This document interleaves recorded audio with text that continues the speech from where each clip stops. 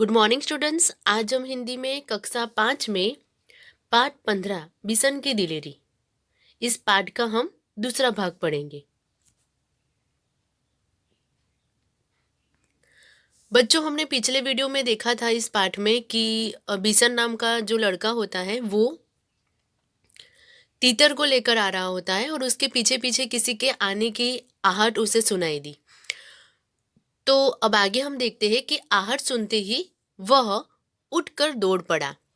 दौड़ते दौड़ते वह आधी पहाड़ी पार कर चुका था। उसके कपड़े पसीने से तरबतर हो गए, फिर भी वह रुका नहीं और किसी तरह कर्नल दत्ता के फार्म हाउस के पिछवाड़े पहुंच ही गया। पिछवाड़े दरवाजा खुला था। उसने ताड़ के पेड़ का सहारा लिया और फार्म हाउस के अंदर पहुंच गया। तीतर को वह बड़ी सावधानी के साथ अपने सीने से लगाए हुए था। अब किसी के पांव की आहट सुनते ही वह क्या हो गया, उठकर दौड़ पड़ा और दौड़ते दौड़ते वह आधी पहाड़ी तो पार कर चुका था। उसके कपड़े भी पसीने से तरबतर हो गए, यानी वो उसे बहुत पसीना आ रहा था, फिर भी वो रुका नहीं और किसी तरह वो कर्नल दत्ता के फार्म हाउस के पिछवाड़े पहुंच गया।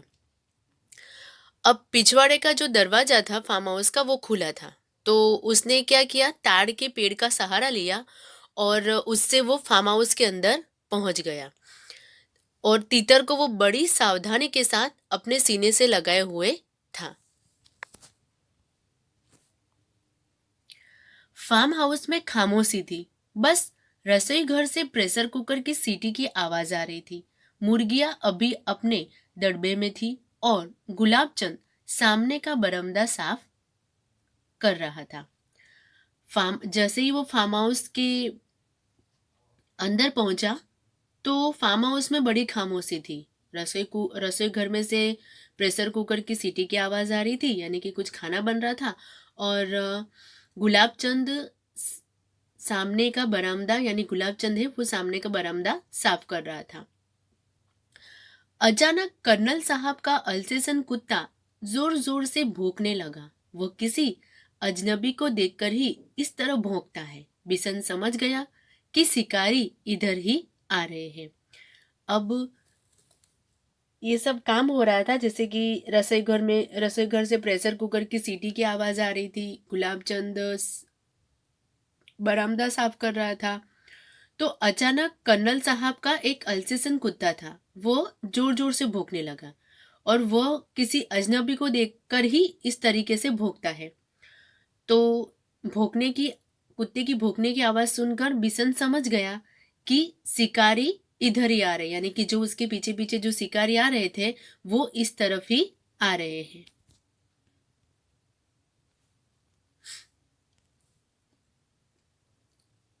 उसने इधर उधर देखा ताकि वह तीतर को कहीं अच्छी तरह से छिपा सके। एक और शेड के नीचे बहुत सारा कबाड़ पड़ा था। उसी में एक टूटी टोकरी बिशन को दिखाई दे गई। ये ठीक है, सोचते हुए उसने तीतर को टोकरी में रखकर स्वेटर से ढक दिया। घायल तीतर घबराया हुआ था, इसलिए वह चुपचाप पड़ा रहा। अब उसने इधर उधर देखा ताकि वह तीतर को कहीं अच्छी तरह से उसको छिपा सके। तो एक और शेड के नीचे क्या था, बहुत सारा कबाड़ पड़ा था और उसी में एक टोकरी बिशन को दिखाई दी। वो टूटी टोकरी थी, वो बिशन को दिखाई दी। तो उसने सोचा कि ये ठीक है, इसमें मैं तीतर को छिपा देता हूँ। तो उसने क्या किया, सोचते हुए उसने तीतर को टोकरी में रख दिया और उसके ऊपर क्या कर दिया, स्वेटर से उसको ढक दिया। घायल तीतर घबराया हुआ था, इसलिए वो चुपचाप पड़ा रहा। अब घायल तीतर था, वो तीतर तो घायल ही था, तो वो घबराया हुआ था, इसलिए वो वहीं पर क्या रहा, चुपचाप पड़ा रहा। तीतर को छुपाने के बाद बिशन ने सोचा कि अब बाहर चलकर देखना चाहिए। अब तीतर को तो उसने छिपा दिया।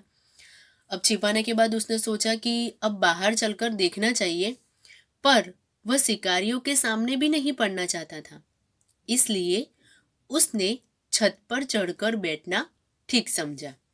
अब तीतर को छिपाने के बाद उसने सोचा कि बाहर बाहर चलकर देखना चाहिए कि बाहर क्या हो रहा है। अब वो बाहर चलकर देखना तो चाहता था, पर वो शिकारियों के सामने भी नहीं आना चाहता था।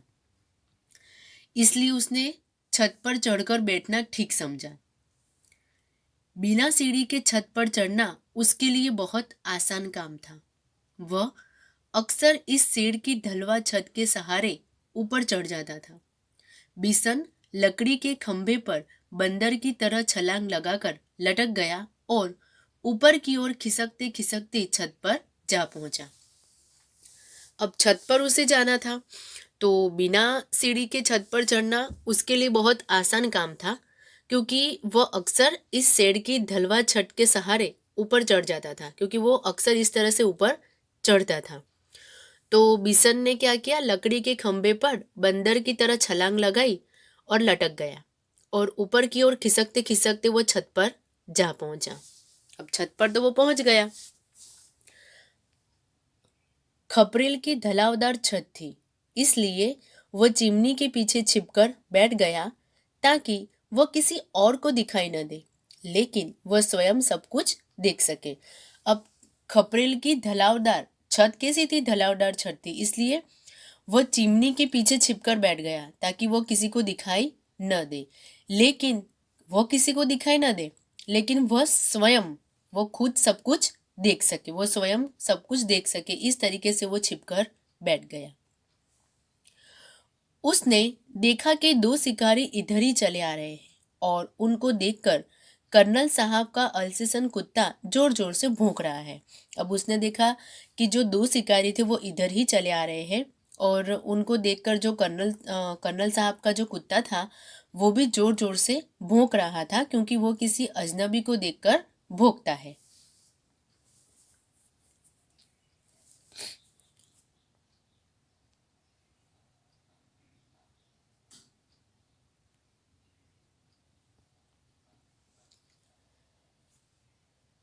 कर्नल ने कुत्ते को डांटा, चुप रहो, पर वह न माना। पिछले दोनों पांवों पर खड़े हो वो उछल उछल कर भौंकने लगा। वे दोनों शिकारी करीब आ गए तो कर्नल ने रौबदार आवाज में पूछा, कौन? अब वो जो कुत्ता था वो लगातार भौंक रहा था, क्योंकि अजनबी को देखकर वो भौंकता था। तो कर्नल ने कुत्ते को डांटा कि चुप रहो, पर वह नहीं माना। पिछले दोनों पांव पर खड़े हो वो उछल उछल कर भौंकने लगा। अब वे दोनों शिकारी करीब आ गए तो कर्नल ने रौबदार आवाज में उनसे पूछा कि कौन?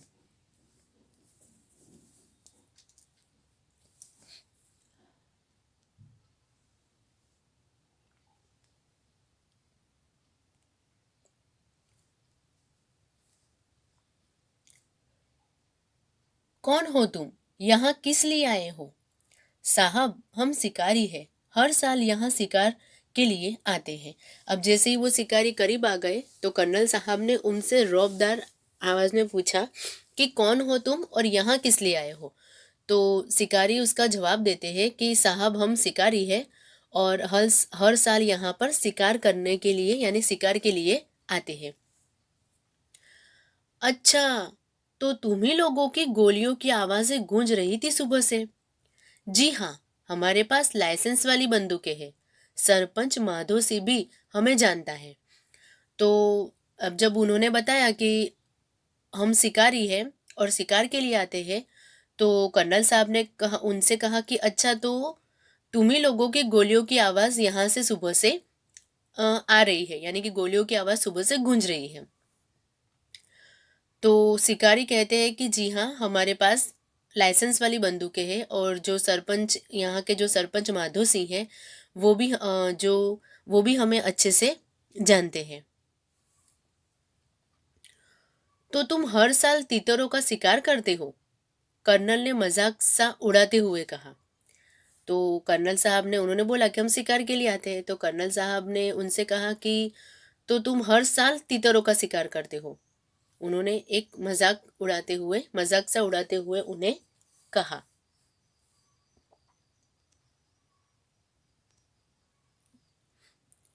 जी हाँ, तीतर भी मार लेते हैं कभी कभी। अभी अभी एक लड़का हमारे शिकार तीतर को लेकर आपके यहाँ आ छिपा है, हम उसे ही ढूंढ रहे हैं। उन्होंने कहा कि जी हाँ, तीतर भी मार लेते हैं कभी कभी। अभी अभी एक जो लड़का है वो हमारे शिकार यानी कि हमारा जो शिकार तीतर है उसको लेकर आपके यहाँ आकर छिप गया है, हम उसे ही ढूंढ रहे हैं।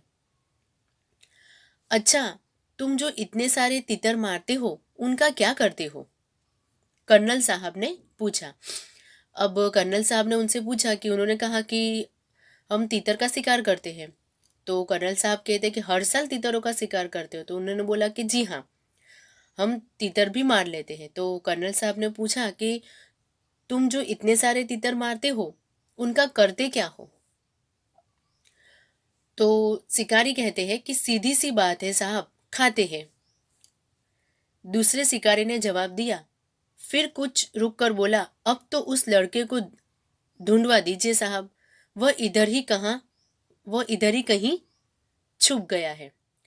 तो जब उन्होंने पूछा कि क्या करते हो, तो शिकारी बोलते हैं कि सीधी सी बात है साहब कि हम इसे खाते हैं। तो दूसरे शिकारी ने इसका जवाब दिया। फिर कुछ रुक कर वो बोला कि अब तो उस लड़के को हमें ढूंढवा दीजिए, वो यहीं पर ही आकर छिप गया है, वो इधर ही कहीं आकर छिप गया है।